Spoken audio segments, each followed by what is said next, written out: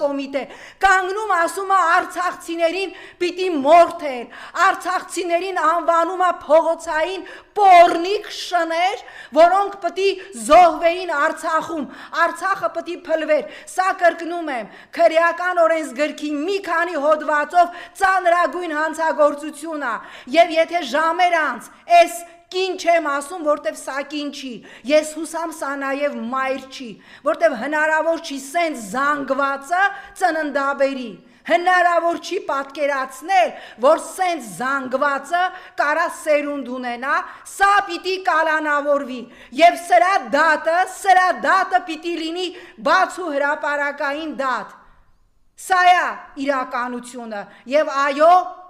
Նիկոլ Փաշինյան, դու քո իշխանությունը, քանի որ դու գիտես, որ որևէ կերպ, որևէ հնարավորություն չունես քո վարկանիշը բարձրացնելու, դու քո